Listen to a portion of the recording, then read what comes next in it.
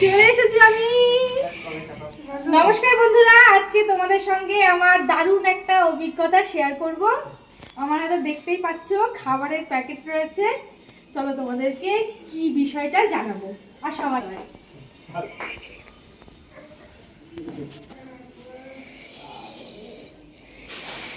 কত কিছু দেখো তাহলে। তো যেই অভিজ্ঞতাটা বলছিলাম শেয়ার করব, তাহলে তোমাদের বলি সেই কথাটা। গত পরশুদিন শনিবার দিন আমার বৌদি স্বপ্ন দেখেছিল যে অরুণদার জয়মাতারা হোটেলে গিয়ে খাওয়া দাওয়া করেছে, বিশেষ করে খিচুড়ি।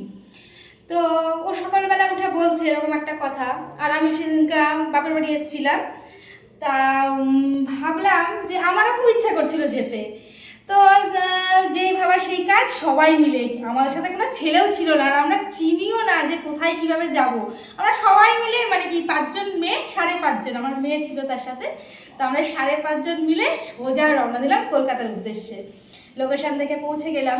তো যেতে যেতে আমাদের 3:30 বেজে গেছিলো। তো খিচুড়ি তো অনেকক্ষণ আগেই শেষ হয়ে গেছিলো। যাই হোক, খিচুড়িটা আমরা পাইনি। তো অরুণদার সাথে আমাদের দেখা হলো। তো আমাদের কথাগুলো সব বললাম। তো উনি খুবই, সত্যি বলতে গেলে খুব বড় মনের মানুষ। তো যখন বললাম যে আমার বৌদির খিচুড়ি খাওয়ার ইচ্ছে ছিল, তো খিচুড়িটা পাইনি। সব থেকে বড় কথা, আমার বৌদি মানে 6 মাসের প্রেগনেন্ট। তা ওর ইচ্ছেটা পূরণ করার জন্যই আমরা কিন্তু সেদিনকে গিয়েছিলাম। তা যাওয়ার পর যখন বললাম যে খিচুড়িটা পাইনি, যখন ওনারা খুব আক্ষেপ করছিল, তো উনি বললেন যে আমার রানাঘাটে একটা উদ্বোধনী অনুষ্ঠান আছে, তো আমি রানাঘাটে যাব, তো তোমাদেরকে কৃষ্ণনগরে খাবারটা পৌঁছে দেব। তা আমাদেরকে জিজ্ঞাসা করলো যে বাড়িতে কজন আছে। আমার 8 জন 7-8 জন মতো আছে। তো উনি বললেন যে আমি 10 জনের মতো আমি খাবার পাঠাবো। আমাদের তো ভীষণই খারাপ লাগছিল। আমরা বললাম 2-3 জনের জন্য দিলেই হবে, বা এরকম বলেছিলাম। তো উনি বলছে না, আমি বড় না তুমি বড়, এরকমভাবে বলেছে, মানে আমার বৌদিকে বলেছে। তো বলার পর সেই উনি মানে আজকে চলে এসেছেন। আমরা রানাঘাটে গেছিলাম। রানাঘাটে গিয়ে উনি আমাদের জন্য এতগুলো খাবার পাঠিয়েছে। আমি সত্যি কথা বলতে, ওনার সাথে দেখা হওয়ার পর, ওনার সামনাসামনি আমি একটা ভিডিও করবো বা ছবি তুলবো, আমি আর সেটা আমার মাথাতেই আসেনি, সত্যি বলছি। মানে সত্যি খুব বড় মনের মানুষ উনি। তা এই খাবারগুলো তোমাদেরকে খুলে দেখাবো কি কি খাবার আছে। ও এক সেকেন্ড, উনি অবশ্যই বলেছে বাড়ি কি একবার হলেও ফোন করবে, ফোন করে জানিয়ে দেবে যে বাড়ি পৌঁছেছে কিনা। তোমাদের সামনেই একবার আমি ওনাকে ফোন করব।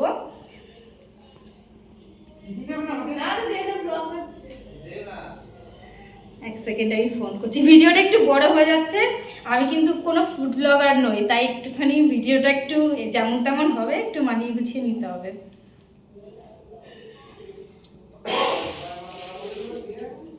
হচ্ছে তোমাদের সামনেই আমি কথাটা বলবো। জয় মা তারা। হ্যাঁ হ্যাঁ দাদা, বাড়ি পৌঁছে গেছি আমরা। হ্যাঁ হ্যাঁ হ্যাঁ, আমি সোজা বাপের বাড়িতে এসেছি। আমার বৌদিকে খাবারটা দিতে।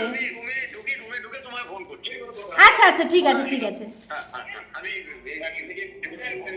আচ্ছা, তো দাদাকে জানিয়ে দিয়েছি যে আমরা বাড়ি পৌঁছে গেছি। এবার তোমাদেরকে আমি খাবারগুলো খুলে দেখাবো। উনি আমাদের জন্য কত কিছু পাঠিয়েছে।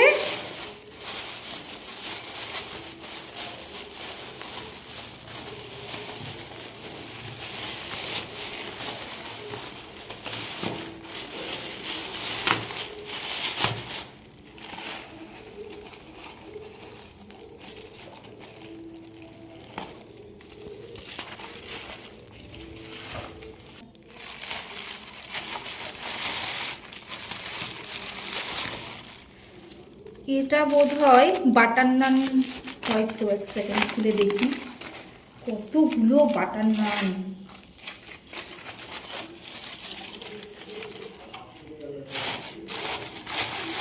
এটার ভেতরে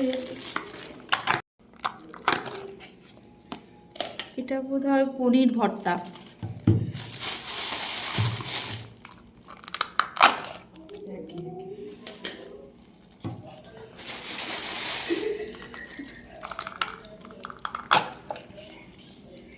এই জিনিসটা আগের দিন গিয়ে আমরা খেয়েছিলাম, এটা মনে হয় পনির বাটার মশলা।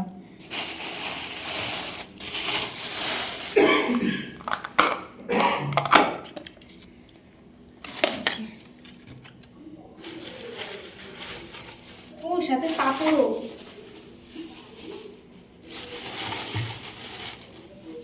তো পুরো পাঁপড়ের প্যাকেট।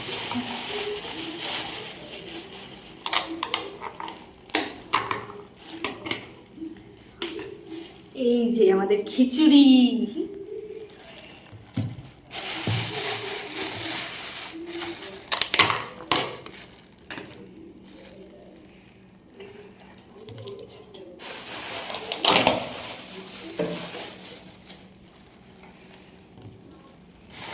এই যে সবে একটা খুলেছি, এই এখনো আছে এর মধ্যে কিছু, কি আছে একটা এর মধ্যে কি আমি বুঝতে পারছি না।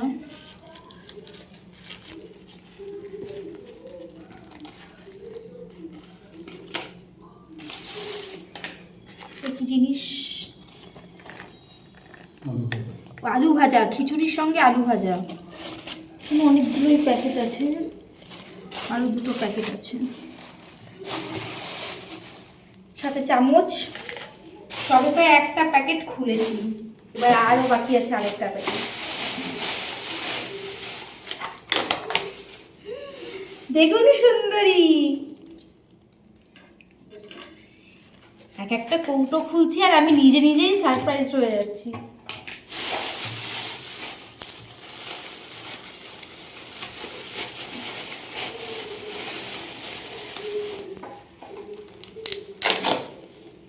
আরও একটা খিচুড়ির বক্স,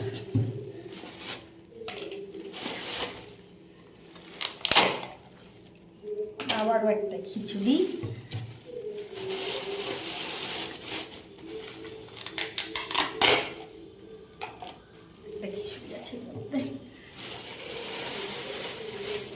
কতগুলো পাঁপড় দিয়েছে।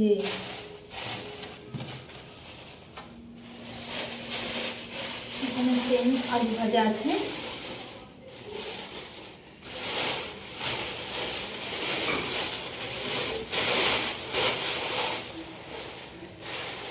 চামচ তো একবার দেখি না খাবারগুলো।